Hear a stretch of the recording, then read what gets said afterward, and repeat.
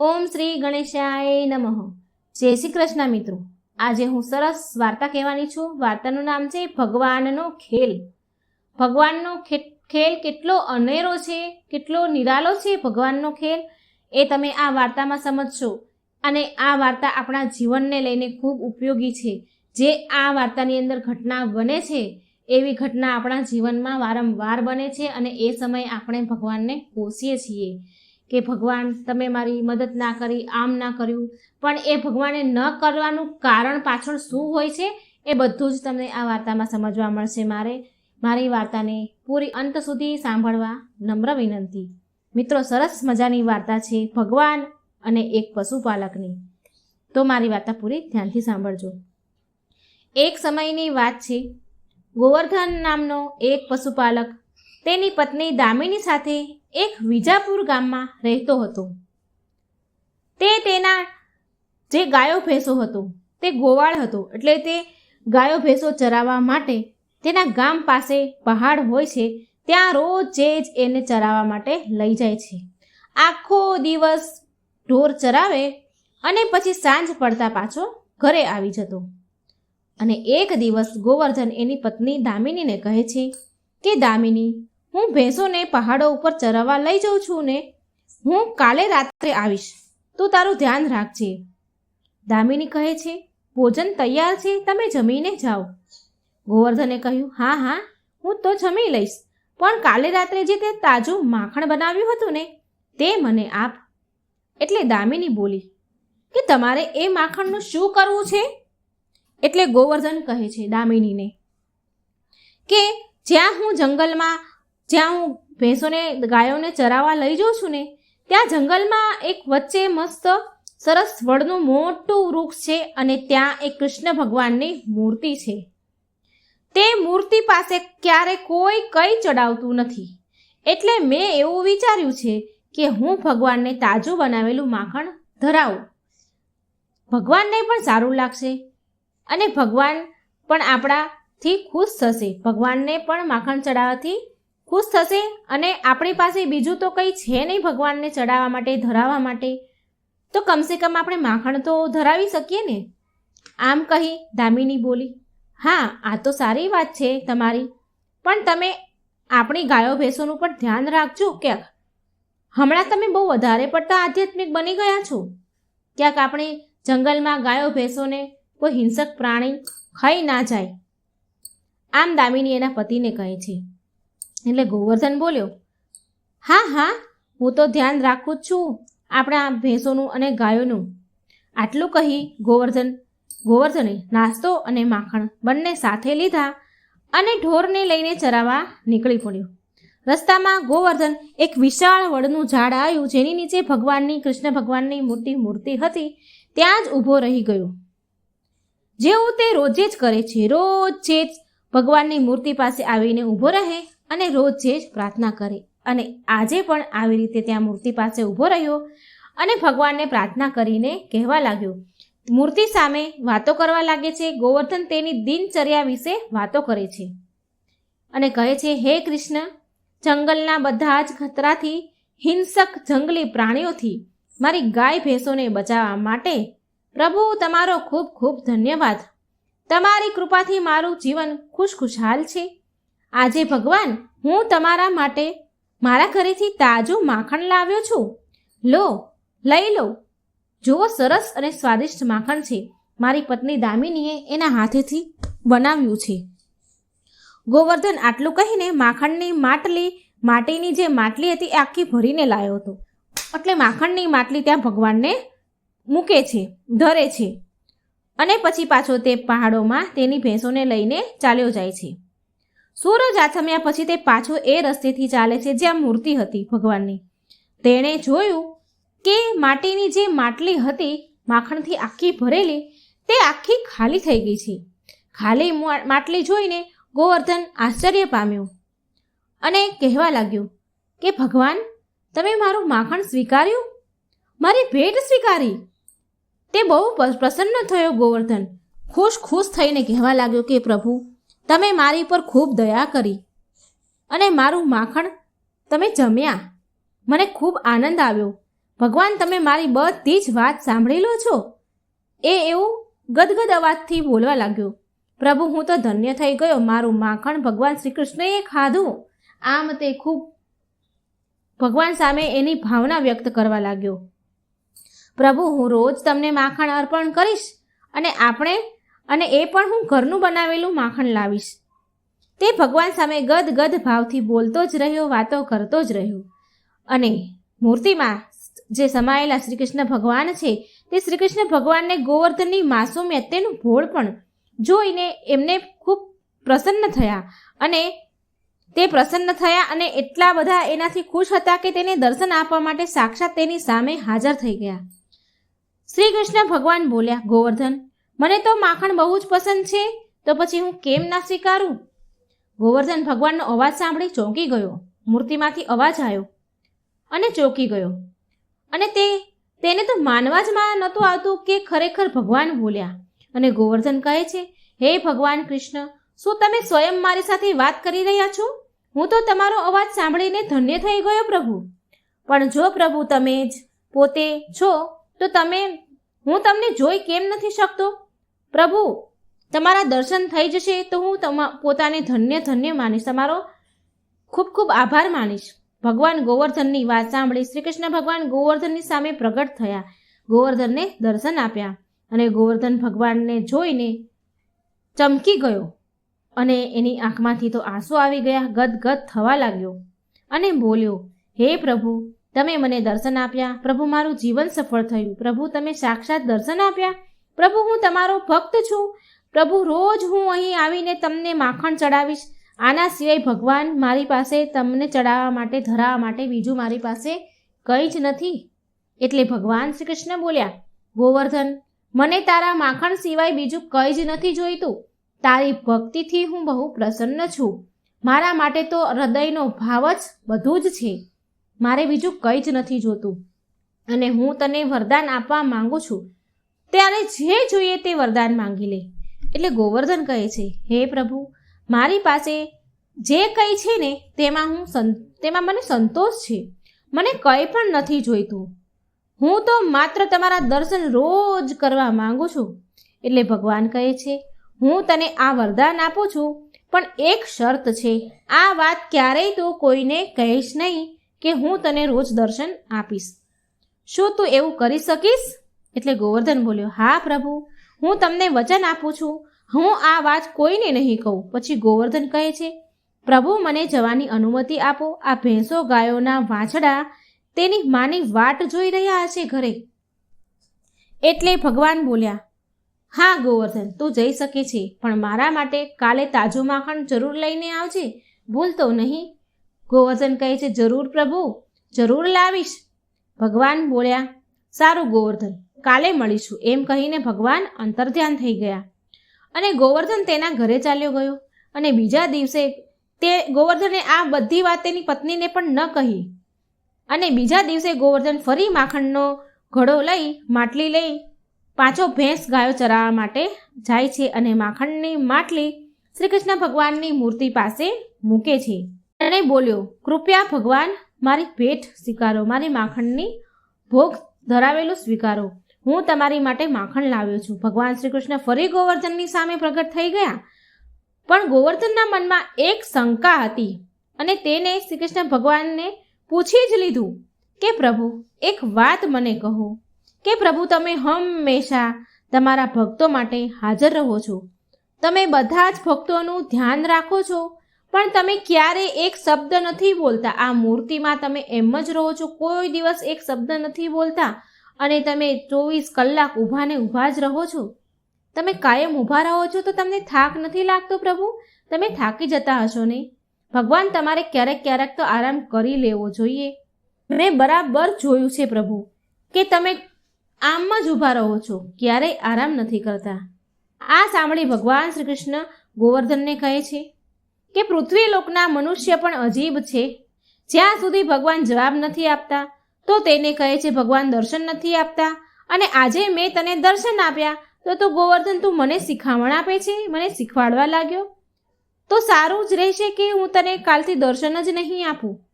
એટલે ગોવર્ધન બોલ્યો, ના ના ના પ્રભુ, કૃપા કરી એવું ન કરશો. મારી ભૂલ થઈ ગઈ, એવું ન કરશો. મારો કહેવાનો અર્થ એ છે કે મને તમારી ચિંતા થાય છે કે તમે બિલકુલ આરામ નથી કરતા, તમે થોડી વાર પણ બેસતા નથી, તમને બેસવા નથી મળતું, તમે થાકી જતા હશો. મારો બસ આટલો જ ભાવ હતો, મારું બીજું કંઈ જ નહોતું કહેવાનું. આ સાંભળી ભગવાન બોલ્યા, ગોવર્ધન, તારી ભક્તિની સાથે સાથે તારું ભોળપણે પણ મારું મન જીતી લીધું છે. ગોવર્ધન, તારા સવાલનો જવાબ હું તને જરૂર આપીશ, પણ એની સાથે હું તને એક ઉદાહરણ આપીને સમજાવું છું. શું તું એ ઉદાહરણ જોઈ અને સાંભળવા માટે તૈયાર છે? ગોવર્ધન બોલ્યો, હા પ્રભુ, મને સંભળાવો. ભગવાન શ્રી કૃષ્ણ ગોવર્ધનને કહે છે કે ગોવર્ધન, આ જગ્યા ઉપર તું ઊભો રહે. હું કેટલાય પ્રકારના ભક્તોને જોઉં છું. આ જગ્યા પર ઊભો રહી હું રોજ કેટલાય પ્રકારના ભક્તોને જોઉં છું. હું ઈચ્છું છું કે આજે તું પણ અહીં ઊભો રહીને જો. તું આખો દિવસ તું અહીં ઊભો રહીને જો, પણ એક શરત પર, તું મારી અહીં હાજરી છે, આ મૂર્તિમાં હું સાક્ષાત હાજર છું, એ વાત તો કોઈને કહીશ નહીં, અને કોઈ પણ પ્રકારની પ્રતિક્રિયા તારે કરવી નહીં. માત્ર અહીં ચૂપચાપ ઊભો રહેજે. ગમે તે ઘટના બને થઈ જાય, તારે કંઈ બોલવું નહીં, એમનેમ જ ઊભો રહીને જોજે. શું થાય છે તે બધું જ જોયા કરજે, ઠીક છે? એટલે ગોવર્ધન કહે છે કે જો પ્રભુ, હું આખો દિવસ અહીં ઊભો રહીશ તો મારી ગાય ભેંસોનું ધ્યાન કોણ રાખશે, એની સંભાળ કોણ લેશે? આ સાંભળી ભગવાન બોલ્યા, ગોવર્ધન, તું ચિંતા ના કર, તારી ગાય ભેંસની સંભાળ હું રાખીશ આજે. જા ગોવર્ધન, તું ઝાડની પાછળ છુપાઈ જા અને ઊભો ઊભો બધું જોજે. આટલું કહી કૃષ્ણ ભગવાન અંતર્ધ્યાન થઈ ગયા અને ગોવર્ધન ઝાડની પાછળ જઈને છુપાઈ ગયો અને ભક્તોની આવવાની વાટ જુએ છે. એ મનમાં વિચારતો હતો કે ભગવાન તેના મનનો આ પ્રશ્ન, આ શંકા કેવી રીતે દૂર કરશે. હવે આમ થોડી વાર થઈ એટલે એક વ્યાપારી પૈસાની ભરેલી થેલી લઈને ત્યાં આવ્યો, ભગવાનની મૂર્તિ પાસે આવી ગયો અને એ વેપારી મૂર્તિ પાસે આવીને બોલ્યો કે પ્રભુ, મને બહુ ખુશી છે કે તમે મને આટલું મોટું વરદાન આપ્યું અને આજે મને ભગવાન તમારો જવાબ પણ સમજવામાં આવી ગયો, મને સમજ પડી ગઈ. તે વેપારીએ પૈસાની ભરેલી થેલીને તે મૂર્તિ સામે મૂકી અને પ્રાર્થના કરવા લાગ્યો. હવે ગોવર્ધન ઝાડ પાછળ ઊભો આ બધું જોઈ રહ્યો છે. પછી પેલો વેપારી મૂર્તિ સામે વાત કરે છે, ભગવાન સામે વાતો કરે છે. હે ભગવાન, મેં હમણાં નવો કારોબાર, નવો ધંધો ચાલુ કર્યો છે. કૃપા કરી મને તેમાં સારા લાભ થાય તેવો આશીર્વાદ આપો. તેણે પ્રાર્થના કરી અને પછી ત્યાંથી પૈસાની થેલી તે ભૂલી જ ગયો અને ત્યાંથી ચાલતો થઈ ગયો. હવે ગોવર્ધન આ બધું જોઈ રહ્યો છે અને તેણે તે પણ જોયું કે તે વેપારી પૈસાની થેલી ત્યાં જ ભૂલીને ચાલ્યો ગયો અને બોલે છે કે અરે, આ વેપારી તો પૈસાની થેલી અહીં જ ભૂલીને ગયો. પેલો ગોવર્ધન મનમાં આવું વિચારી રહ્યો છે અને હું તો તેને યાદ પણ નહીં અપાવી શકું, કારણ કે હું ભગવાન સાથે વચનથી બંધાયેલું છું કે હું કોઈ પણ પ્રકારનું કહીશ નહીં કે કોઈ પ્રતિક્રિયા હું કરીશ નહીં. હવે મારે કેવી રીતે કહેવું? એ હવે હજી આમ ઊભો જ તો વિચારતો જ હતો. ત્યાં થોડી વાર થઈ એટલે એક ગરીબ આદમી મૂર્તિ પાસે આવ્યો અને ભગવાનની મૂર્તિ સામે આવીને ઊભો રહીને ભગવાન શ્રી કૃષ્ણને પ્રાર્થના કરવા લાગ્યો. કહેવા લાગ્યો એ ગરીબ આદમી કે પ્રભુ, હું બહુ ગરીબ છું, મારા પરિવાર પાસે ખાવાનું પણ કંઈ જ નથી, મારો પરિવાર કેટલાય દિવસથી ભૂખ્યો છે. ભગવાન, હું કેટલાય દિવસથી ભૂખ્યો છું, માટે ભગવાન, હું તમારા ચરણમાં આવ્યો છું, કારણ કે ભગવાન, તમે બધા લોકોનો ઉદ્ધાર કરો છો, બધાના દુઃખ દૂર કરો છો, બધાની જ મદદ કરો છો. પ્રભુ, તમે કોઈ એવો માર્ગ બતાવો કે જેનાથી મારા પરિવારનું હું ભરણ પોષણ કરી શકું. જેવી તેને ભગવાનને પ્રાર્થના કરી અને આંખો ખોલી તો એ ગરીબ માણસે ભગવાનની મૂર્તિ પાસે પૈસાની પોટલી જોઈ અને તે ખુશ થઈ ગયો. એટલે તે ગરીબ માણસ બોલ્યો કે હે પ્રભુ, તમે તો ખૂબ દયાળુ છો, તમે આટલી જલ્દી મારી ઈચ્છા પૂરી કરી દીધી, મારી પ્રાર્થના સ્વીકારી. હું આ પૈસાથી મારા પરિવારનું ભરણ પોષણ કરીશ, તેમની ભૂખ આજે હું મટાડીશ. પ્રભુ, તમે ખૂબ દયાળુ છો. અને તે ગરીબ આદમી ત્યાંથી પૈસાની થેલી લઈને ખુશ થઈને નીકળી ગયો. આ બધું ગોવર્ધન ઝાડ પાછળ ઊભો જોઈ રહ્યો છે. થોડી વાર થઈ એટલે ફરી ત્યાં ત્રીજો ભક્ત આવ્યો. તે એક સાપનો મદારી હતો. તેનું નામ હતું ભોલારામ અને તે પણ મૂર્તિ સામે કૃષ્ણ ભગવાનની મૂર્તિ સામે આવી અને પ્રાર્થના કરવા લાગ્યો. અને ભોલારામ કહે છે કે હે મારા પ્રિય કૃષ્ણ, હું સાપોનો મદારી છું. સાપોને પકડવામાં અને લોકોનો જીવ બચાવવાના મારા આ કામથી હું ઘણો ખુશ છું. મને સંતોષ છે, પણ મને ક્યારેક ડર લાગે છે કે મારા જીવનનો કંઈ ભરોસો નથી. મારા પરિવારમાં કમાવાવાળું બીજું કોઈ નથી.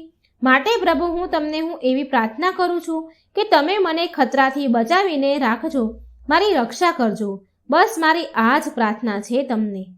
તે ભોલારામ સાપનો મદારી શ્રી કૃષ્ણ ભગવાનને આવી પ્રાર્થના કરી રહ્યો છે અને ગોવર્ધન ઝાડ પાછળ ઊભો રહીને આ બધું જોઈ રહ્યો છે. અને બરાબર જે ભોલારામ પ્રાર્થના કરી રહ્યો એ જ સમયે પેલો વેપારી આવ્યો સૈનિકોને લઈ. જે તેની પૈસાની થેલી ભૂલી ગયો હતો તે થેલી પાછી લેવા આવ્યો. તેણે જોયું કે પૈસાની ભરેલી થેલી ત્યાં મંદિર પાસે નથી, ગાયબ થઈ ગઈ, મૂર્તિ પાસેથી ગાયબ થઈ ગઈ હતી. અને ભોલારામ ત્યાં જ ઊભો રહીને પ્રાર્થના કરી રહ્યો હતો. અને તે વેપારીએ આ મદારીને દોષી માની લીધો, કારણ કે એ સમયે એ ત્યાં ઊભો હતો, બીજું કોઈ હતું નહીં. અને એ વેપારી બોલે છે કે હે પ્રભુ, હું હમણાં જ અહીં પૈસાની થેલી ભૂલી ગયો હતો, પણ અહીં તો આ થેલી છે જ નહીં. એ પૈસાની થેલી ગાયબ થઈ ગઈ છે. જરૂર આ આદમીએ ચોરી લીધી લાગે છે. ત્યાં ભોલારામ ઊભો છે. તેને કહ્યું કે આણે જ ચોરી કરી. સુરક્ષા કર્મી સૈનિકો જે હારે લઈને આવ્યો હતો તેણે ભોલારામને પકડી લીધા. ભોલારામ તેના બચાવમાં બોલ્યો કે મને છોડી દો, હું નિર્દોષ છું. મેં તમારા પૈસા નથી લીધા. જ્યારે હું અહીં આવ્યો હતો ને ત્યારે અહીં પૈસા હતા જ નહીં, તમારા પૈસાની થેલી હતી જ નહીં. ભોલારામ બિચારો એના બચાવમાં બોલે છે. આ સાંભળી તે વેપારી બોલ્યો, અરે શું કહ્યું તે પૈસાની થેલી નથી લીધી. હું હજી હમણાં થોડી વાર પહેલાં જ અહીંથી ગયો છું અને પૈસાની થેલી મેં અહીં જ ભૂલી ગયો હતો. ભગવાને પ્રાર્થના કરતાં મારાથી થેલી નીચે મુકાઈ ગઈ અને એ પ્રાર્થના કરીને પછી મને યાદ ન આવી અને અહીંથી હમણાં હું ચાલ્યો ગયો છું. હજી થોડીક જ વાર થઈ છે અને અહીં તારા સિવાય બીજું કોઈ આવતું જતું તો દેખાતું નથી. તારા સિવાય બીજું કોઈ વ્યક્તિ અહીં છે નહીં. તો પછી પૈસાની થેલી કોણે લીધી? પૈસા તે જ લીધા છે. બોલ, પૈસા ક્યાં છુપાવ્યા તે? ભોલારામ બોલ્યો, હું સાચું કહું છું. મેં અહીં પૈસાની થેલી ભરેલી નથી જોઈ અને મેં કોઈ થેલી નથી લીધી. હું નિર્દોષ છું. મને છોડી દો. આમ ભોલારામ નિર્દોષ હોવાનું અને છોડવાનું બોલ્યો. તે ગોવર્ધન ભોલારામ માટે બહુ દુઃખી થયો. તે પાછળ ઊભો જોવે છે કે ભોલારામે પૈસા લીધા નથી અને ગોવર્ધન ભગવાનને કહે છે કે હે ભગવાન, આ સૈનિકોએ એક નિર્દોષ વ્યક્તિને પકડી લીધો છે. પૈસાની થેલી તો પેલા ગરીબ આદમી લઈને ચાલ્યો ગયો છે અને આ લોકો ભોલારામને પકડે છે. પ્રભુ, તમે તો બધું જ જાણો છો. જો તમે જાણો છો તો તમે એને બચાવી કેમ નથી રહ્યા? તમે જો કંઈ નહીં કરો તો હું એને બચાવી લઈશ. પણ કૃષ્ણ ભગવાને કોઈ જવાબ ગોવર્ધનના સવાલનો આપ્યો નહીં. આ જોઈને ગોવર્ધન કૃષ્ણ ભગવાનનું આપેલું વચન તોડી નાખ્યું. ભગવાને કહ્યું હતું કે તું કંઈ કરતો નહીં, ખાલી જોજે. પણ હવે તે ગોવર્ધને વચન તોડી નાખ્યું અને તે સૈનિકો પાસે, તે વેપારી પાસે ગયો અને તેને બધી જ સચ્ચાઈ કહી સંભળાવી. ગોવર્ધન કહે છે, વેપારી ભાઈ, આ આદમીને છોડી દો. આ આદમીએ પૈસા નથી લીધા. આ નિર્દોષ છે. એટલે તે વેપારી ગોવર્ધનને કહે છે, તું કોણ છે અને તને કેવી રીતે ખબર કે આ પૈસા એણે નથી લીધા? એટલે ગોવર્ધન બોલ્યો કે હું ગોવર્ધન છું, એક ગોવાળ છું, પશુપાલક છું અને મેં એક ગરીબ આદમીને અહીંથી પૈસાની થેલી લઈને જતા જોયો છે અને થોડી વાર પહેલાં જ પેલી દિશામાં એ ગયો છે. તમે જલ્દી જશો ને તો એ હજી રસ્તામાં જ ચાલ્યો જતો હશે. તમને તે મળી જશે. વેપારી બોલ્યો કે તું સાચું કહે છે? ગોવર્ધનને કહે છે. અને પછી તે વેપારી એના સૈનિકોને લઈને એ આદમીની, જે ગરીબ આદમી પૈસા લઈ ગયો હતો, તેને શોધવા માટે નીકળે છે. કહે છે, ચાલો જલ્દી તે આદમીને પકડો. સુરક્ષા કર્મીઓ, સૈનિકોએ એ ગરીબ આદમીને શોધી લીધો અને તેને પકડી લીધો. તેની પાસેથી બધા જ પૈસા લઈ લીધા અને ભોલારામને છોડી દીધો. હવે ભોલારામ ગોવર્ધનનો આભાર વ્યક્ત કરીને ત્યાંથી ચાલ્યો ગયો. હવે નિર્દોષ આદમીને છોડાવીને ગોવર્ધન બહુ ખુશ થઈ ગયો અને ગોવર્ધન ફરી ભગવાન કૃષ્ણને બોલાવે છે. બધા જ ત્યાંથી ચાલ્યા ગયા એટલે કોઈ જ ત્યાં નહોતું. એટલે ગોવર્ધન ભગવાનને બોલાવે છે કે ભગવાન તમે આવી શકો છો, અહીં કોઈ નથી. ગોવર્ધનના બોલાવાથી ભગવાન શ્રી કૃષ્ણ ફરીથી ત્યાં પ્રગટ થઈ ગયા તેની સામે. ગોવર્ધન ભગવાન શ્રી કૃષ્ણ સામે સંદેહ વ્યક્ત કરે છે અને બોલ્યો કે ભગવાન તમે ચૂપ કેમ હતા? તમારી સામે પૂરી ઘટના બની. એક નિર્દોષ વ્યક્તિને પકડી લે છે છતાં પણ તમે ચૂપ કેમ રહ્યા? તમે તો આ સમસ્યાનું સમાધાન કરી શકતા જ હતા ને, તો પછી તમે કેમ કંઈ ન કર્યું? એટલે ભગવાન બોલ્યા કે ગોવર્ધન તને તારી ભૂલનો અહેસાસ છે ખરી કે તે હમણાં શું કર્યું? એટલે ગોવર્ધન બોલ્યો કે હા પ્રભુ, મેં એક નિર્દોષ આદમીને બચાવ્યો, કેમ કે મેં બધી જ ઘટના જોઈ હતી. મને ખબર છે કે તે પૈસાની થેલી ગરીબ આદમીએ લીધી છે, તે ભોલારામે નહોતી લીધી. માટે નિર્દોષ ભોલારામને તેના અપરાધની સજા જો મળત તો તે ખોટું થાત. તેણે અપરાધ કર્યો જ ન હતો, માટે મેં તમારી શરત તોડી દીધી અને મેં નિર્દોષ આદમીને બચાવી લીધો અને મેં સાચું કહી દીધું. એટલે કૃષ્ણ ભગવાન ગોવર્ધનને કહે છે કે તને એવું લાગે છે કે તે ભોલારામને બચાવ્યો, પણ હકીકતમાં તો એનું મૃત્યુનું કારણ તો બની ગયો. ગોવર્ધન કહે છે કે હે પ્રભુ તમે શું કહી રહ્યા છો? એટલે ભગવાન કહે છે કે તું નથી જાણતો કે તું ભોલારામનું મૃત્યુનું કારણ બની ગયું. એટલે ગોવર્ધન બોલ્યો કે હે ભગવાન આ તમે શું બોલી રહ્યા છો? હું તેના મોતનો જવાબદાર કેવી રીતે છું? મને સમજાવો, મને કંઈ સમજ ન પડી. એટલે ભગવાન શ્રી કૃષ્ણ ગોવર્ધનને કહે છે કે આપણે જે કંઈ કર્મ કરીએ છીએ ને તે એકબીજાથી જોડાયેલ હોય છે. આપણે બસ માત્ર આપણા કર્મ કરતા રહેવાનું છે, પણ જો જે થઈ રહ્યું છે તેની વિરુદ્ધ જવાની કોશિશ ક્યારેય ન કરવી જોઈએ, કેમ કે આનાથી આપદા મુશ્કેલીઓ આવશે. એટલા માટે મેં તને માત્ર જોવા માટે જ કહ્યું હતું. કોઈ પણ જવાબ આપવાની મેં તને ના પાડી હતી, પણ તે મારી વાત ન માની. એટલે ગોવર્ધન બોલ્યા ભગવાન આમાં તો મને મારી ભૂલ ક્યાંય નથી દેખાતી. મેં શું ભૂલ કરી? મને કંઈ ખબર ન પડી. કૃપયા મને માર્ગદર્શન આપો. ભગવાન શ્રી કૃષ્ણ બોલ્યા સાંભળ, સૌથી પહેલી વાત છે કે તે ભોલારામને હમણાં જ અહીં થોડી જ ક્ષણ પહેલાં જ તે છોડી દીધો. એને સૈનિકોએ છોડી દીધો અને એક સમયે તે જઈ રહ્યો હતો ત્યારે તેનું થોડી વાર પહેલાં જ નિધન થઈ ગયું છે, તેનું મૃત્યુ થઈ ગયું છે. ગોવર્ધન બોલ્યો કે શું પ્રભુ, ભોલારામનું મૃત્યુ થઈ ગયું છે? તે હાય કરવા લાગ્યો. એટલે ભગવાન બોલ્યા હા ગોવર્ધન, આ તારી ભૂલના કારણે જ થયું છે.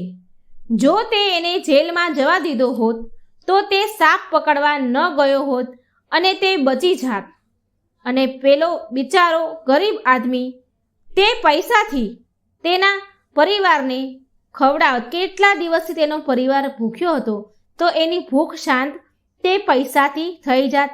એ પૈસાથી એના પરિવારનું ભરણ પોષણ થઈ જાત. પણ હવે તો તે ગરીબ આદમીને પકડી લીધો અને તેનો પરિવાર ભૂખથી જ મરી જશે. અને આ બધું એટલા માટે થયું કે મારી વાત ન માની તે અને બધું જ સાચું તે વેપારીને કહી દીધું.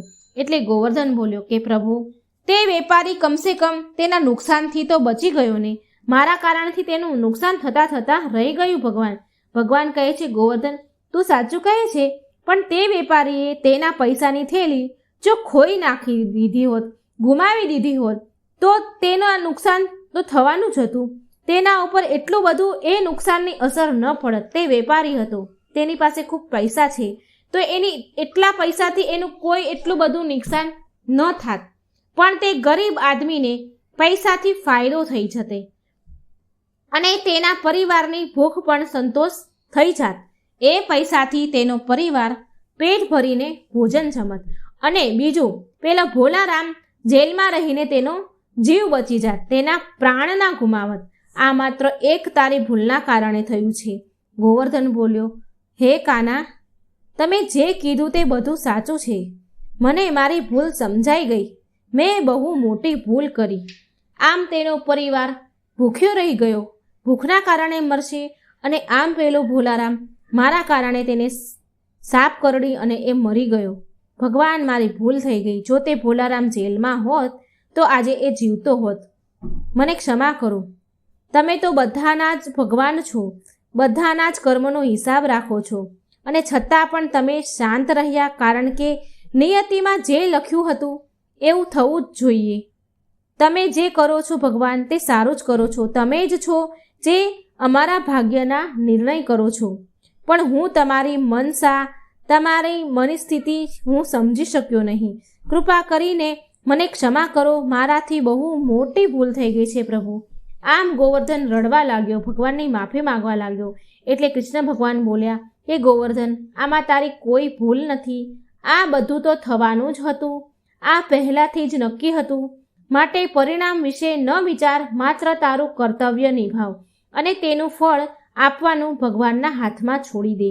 આટલું કહીને ભગવાન કૃષ્ણ ફરી અંતર્ધ્યાન થઈ ગયા અને ગોવર્ધન માટીની જે માખણની માટલી હતી તે લઈને ઘરે ચાલ્યો આવ્યો. મિત્રો, આ હતો ભગવાનનો ખેલ. કેટલો નિરાલો હોય છે, એ શું વિચારે છે એ તો એ જ જાણે છે. માટે કોઈ પણ જ્યારે આપણી જીવનમાં મુશ્કેલી આવે ત્યારે કોઈ પણ જાતની ચિંતા ન કરવી, બધું જ ભગવાન પર છોડી દેવું. તે જે કરશે સારા માટે જ કરશે. તો મિત્રો, જો મારી આ વાર્તા સારી લાગી હોય તો મારી ચેનલને લાઇક, સબસ્ક્રાઈબ અને શેર જરૂર કરજો. જય શ્રી કૃષ્ણ. રાધે રાધે. Thank you.